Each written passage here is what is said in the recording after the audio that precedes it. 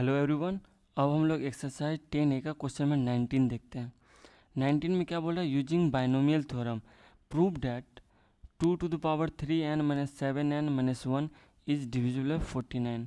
हमें दिखाना है क्या, 2 to the power 3n minus 7n minus 1, ये जो एक्सप्रेशन है ना वो 49 से डिविजिबल है।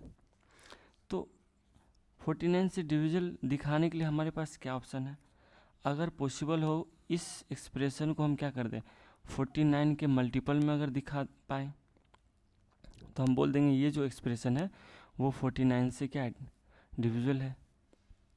हम किसी तरह से इसको ब्रेक करेंगे और ब्रेक करने के बाद इसमें से क्या करेंगे, कॉमन निकालते हुए 49 को बाहर दिखा दे, 49 मल्टीप्लाई बाय सम एक्सप्रेशन, तो हम बोल देंगे कि ये जो एक्सप्रेशन है वो क्या है 49 से डिविजिबल है।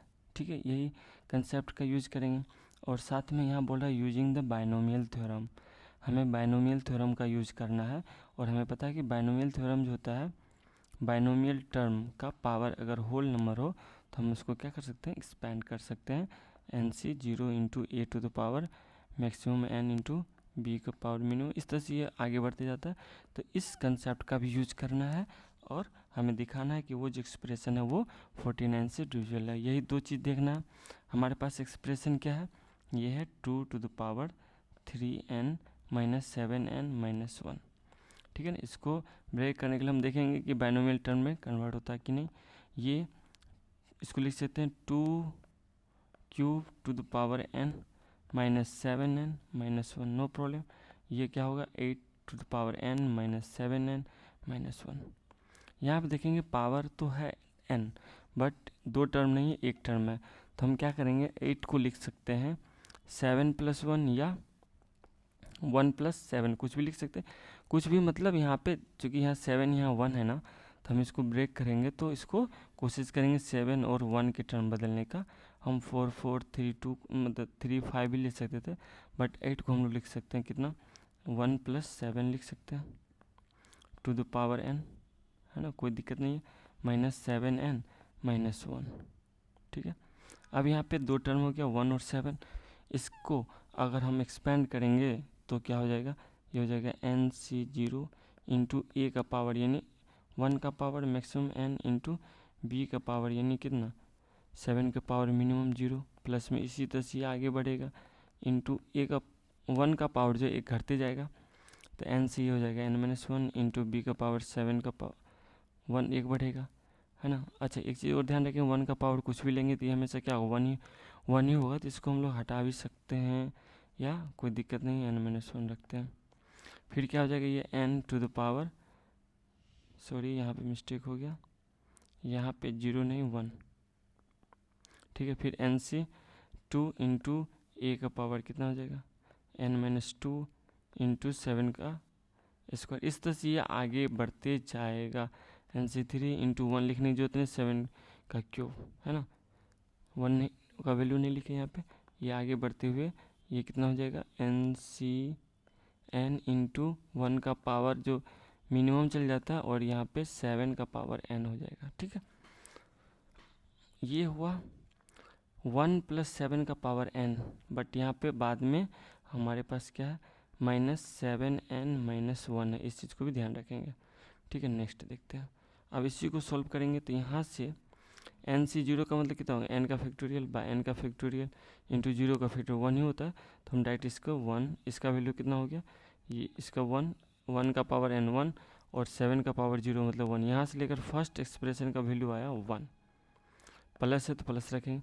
एन सी 1 का मतलब क्या, एन सी 1 का मतलब क्या, n का फैक्टोरियल बाय n-1 का फैक्टोरियल, है ना, इंटू 1 का फैक्टोरियल इंटू ये वाला वैल्यू 1 होगा इंटू 7 हो गया।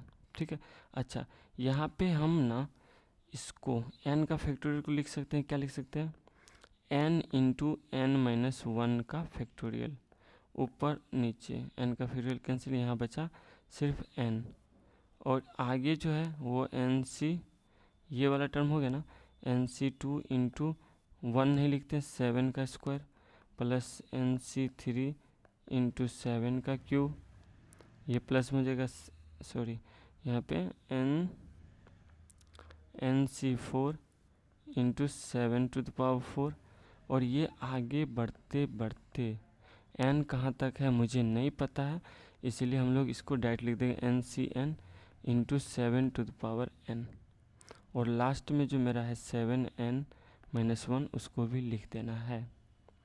अब देखते हैं यहाँ पे फर्स्ट वाले टर्म में बचा सिर्फ 1, सेकेंड वाले टर्म में n इंटू 7 बचा, यानी प्लस में 7n लिखेंगे। अब यहाँ के बाद हमारे लिए इम्पोर्टेंट है, इन सारे टर्म में अगर 7 का पावर देखें ना, 7 का स्क्वायर, 7 का क्यूब, 7 का पावर 4, ये धीरे धीरे करके बढ़ ही रहा है। n का वैल्यू क्या होगा नहीं पता बट हर एक टर्म में 7 का पावर 2 से अधिक है। तो इन सारे टर्म में से हम लोग 7 का पावर 2 यानी 7 का स्क्वायर कॉमन ले सकते हैं।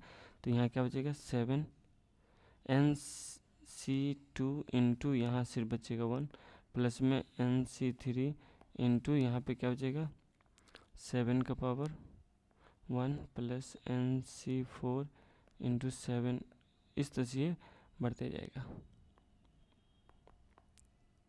2, और लास्ट में ये बढ़ते बढ़ते यहाँ जो है NCN ही रहेगा, बट 7 का पावर जो हो जाएगा वो n से 2 घट जाएगा, 4 से 2 घट रहा है यानी n-2, डजंट मैटर। लास्ट में -7n-1। अगर ध्यान से देखें इस तरफ दोनों प्लस में 1 + 7 और इधर माइनस में है, इसका मतलब ये और ये जब हम क्या करेंगे सॉल्व करेंगे तो कैंसिल आउट हो जाएगा, और बचेगा क्या मेरा 7 का स्क्वायर को हम लोग 49, और यहाँ पे NC2 इंटू 1 लिखने की जरूरत नहीं था, प्लस में NC3, ये इस तरह से हो रहा है यानी डॉट प्लस में क्या हो गया NCN इंटू 7 का पावर n-2 लाइक दिस।